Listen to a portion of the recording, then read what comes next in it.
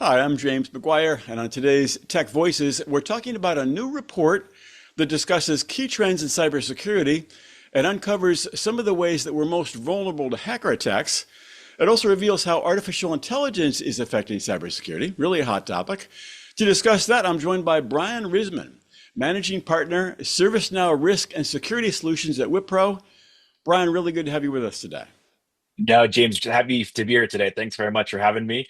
As you mentioned, I look after our ServiceNow practice globally for Wipro, also responsible for advisory business as part of our Agile consulting business unit here as well. Great. Okay. It sounds like enough to keep you busy, actually. Yeah, no, absolutely. And we're really excited about this report that's come out. This is our sixth iteration of the report since 2017. The last one we did was in, 2023, but really focused about, taking insights from a lot of our clients about state of cyber attacks and breaches, what they're focusing on, what technologies are using to address those. So lots for us to talk about today. Great. All right. So I want to dive into that. One question before we dive into some of the key points. Sure. Let's talk about AI and cybersecurity as a double-edged sword. Yeah. It's funny in that Yeah. companies have, cybersecurity software and it has an AI complement usually, and it says, well, Yep. we'll just sprinkle a little AI in the cybersecurity software. It's going to keep us all safe. The problem is, of course, the bad guys also have artificial Yep. intelligence, the Yep. nation states that do hackers, and so it's sort of like it's AI versus AI when it comes to cybersecurity. How do you see the trends in that particular conflict? No, it's a really interesting one. I mean, I do believe, strongly that, the time for AI is now. We've been talking about this for a long time, but we are seeing, especially with, threat actors, nation states, they're using it increasingly, and we are seeing, an increase in breaches and threats. From that perspective, you'll see in the report though, we talk a lot about using AI for like automation and for cost optimization and things like that. And I would argue, equally, we need to be thinking about this to increase our defenses. So as an example, when we look at the trends from our security operations centers and our SOCs, which us at Wipro, we run many of those for our clients today. Three out of four of the things that we're really focusing on right now is driving increased automation, and use of AI, and even evaluating the AI threats as part of the SOC, as we start to go forward. So we really need to be making sure that as we're securing the perimeter for our clients, that the use of Gen AI, looking at the AI threats and automation are front and center, not just about cost optimization. I would argue too, though, that organizations at the enterprise level, if you think about, those who are attacking organizations, but then if you think about this, like managing this as an enterprise, this is not an easy task. There's a lot of legacy technology out there. There's a lot of data quality issues that organizations need to be, thinking about as Mhm. you start to use AI in your organization. So Right. one of the biggest things we're seeing, coming from the report as well, is that the increased costs that it's going to be having in order to manage AI Right. at the enterprise level, if you will. And obviously now you're competing with, people in a basement somewhere, just being malicious actors, if you will. So it's Right. a very big challenge and conundrum that a lot of our clients are facing. But those people in the basement have very low overhead too. They don't have That's an the HR point. department. It's Exactly like right. they can operate pretty cheaply. And then yeah, unfortunately, some of them are quite smart too. That's the other And problem. they are, and then that's a challenge, right? But if you think about trying to do this, you know, there's a lot of great AI technology out there today, but now you're battling that against legacy technology that a lot of our enterprises have. Mhm. And obviously there's change management, enterprise standards and policies that you have to go through in order to go implement. So the challenge is how quick can you move? And then how skilled is your workforce as it comes to some of this stuff in order to really embed using AI in the organization. One of the things you'll see in the report is, you know, one of the biggest challenges we see in cyber right now is actually humans.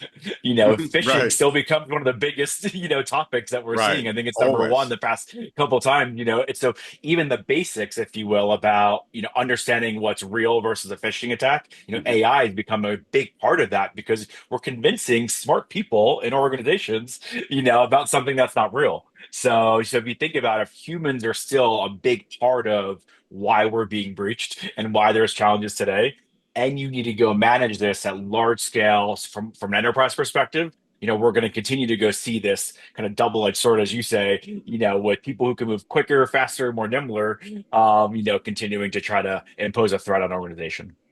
Well, on exactly that point, the human element, I want to run through some of the key points from the report. And here's Yeah. one right from the report. It's this. It says negligence is now a top threat 44% of organizations cite internal awareness and cyber hygiene lapses as a bigger risk than ransomware. In other words, it's the people. And I think the phrase cyber hygiene lapse is like when someone writes down their password on a sticky note and puts it on their PC. Oh, it still happens today. It's Yep. fascinating. I mean, I think Yep. if probably 15 years ago, I remember these emergence of these Cyber 101 programs at organizations where every person every year has to go through the cyber hygiene stuff. I think it's become a bit lapsed and forgotten.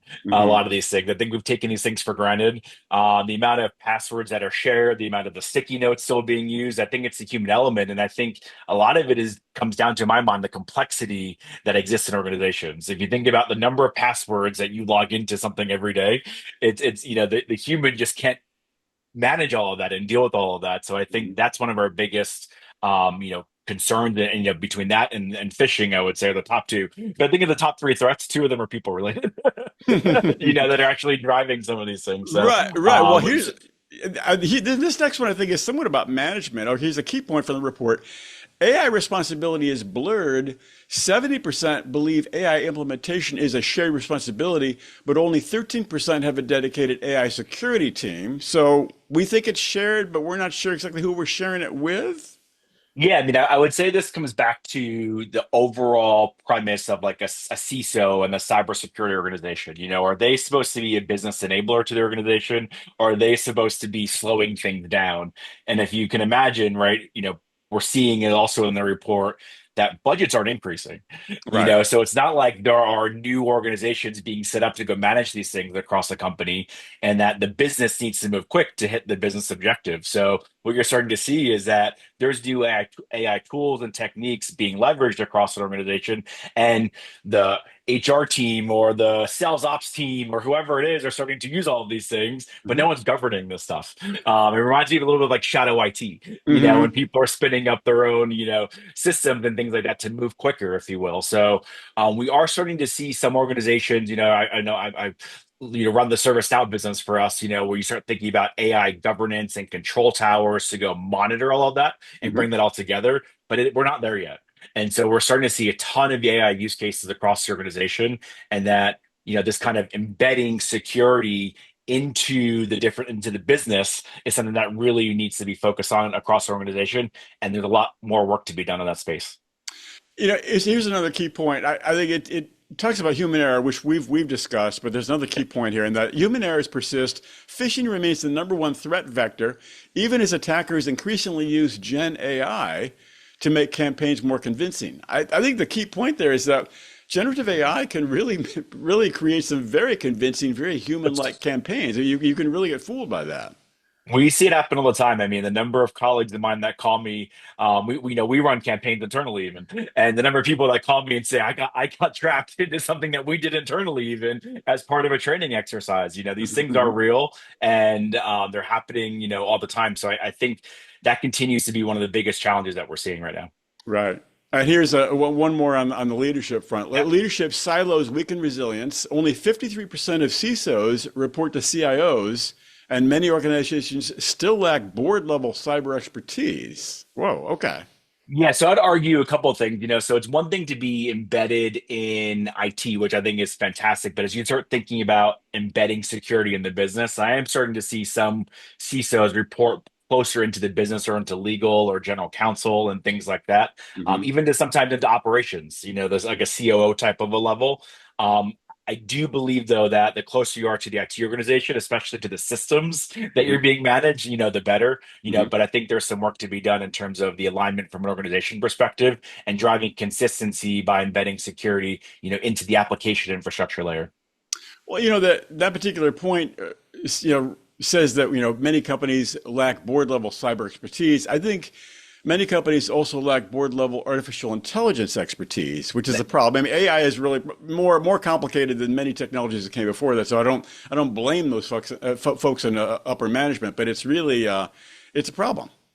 It is, I would say, getting a CISO into the boardroom, has been a journey over the past 10 years or so. And I think now we're starting to get the board to understand of cyber risks And oftentimes the CISO has a seat at the table. We support our clients in producing, CISO level cyber reports for the board, if you will. Hmm. I think to your point, the AI conversation is this kind of next gen of that we Hmm. need to be educating, the board about the AI risks specific to that. We're actually putting our entire workforce through AI training. I think there's a whole place for board level AI training, about what that means for the organization, because I think that is, bringing in another set of risks to the organization that they should care about. Mm. All right, let's talk big picture. I will link to the Yeah. report in the article and the video, so people will have access to that. But in closing, I'd like to get your thoughts. I mean, any thoughts on the future of AI and cybersecurity? I mean, certainly it's going to still be that double-edged sword, the It is. good Yeah. guys versus the bad guys. But what do you Yep. see going forward? Yeah. I mean, a couple of things on my mind there. I think we'll continue to see organization need to do less with more. So I Mhm. think one of the stats in the report was like 80% of the organizations have only 10% of the IT spend for Ah, security. yeah. Like, and that to me, starts to think. And so we'll need to start seeing a little bit of a shift in that because AI is needed, as we've spoken about, in order to go increase your defenses. Hmm. But that costs money. There's investment that need to be made in AI tooling, in the integrations with your legacy platforms, and upskilling your workforce. So if we remain flat, if you will, it's going to be a bit challenging. I would argue, what organizations should start thinking about doing is how do I go use AI and automation to drive cost efficiency in some areas and Hmm. take that money and reinvesting that in increasing our defenses, if you will. So it's Hmm. almost using it as a business case, as a way to go pay for the increasing of the defenses that need to be made. Because to your point, earlier in the report saying this, our threat actors are using it. They have Hmm. much lower overhead. They can move quicker than an enterprise can, but in the meantime, organizations need to be able to strengthen their defenses, against AI, coming against AI. So that's really what I think needs to happen in order for us to, support sustainability for our clients. Definitely, and I think that part of the issue is things are moving so quickly, and the technology is changing every 6 weeks, 90 days. I mean, it's That's like it's right. a lot to keep up with. Brian, I think you said it. It's a lot of good stuff. I learned a bunch. I hope you come back and talk with us again sometime. No, I'd love to, James. Thanks very much for having me.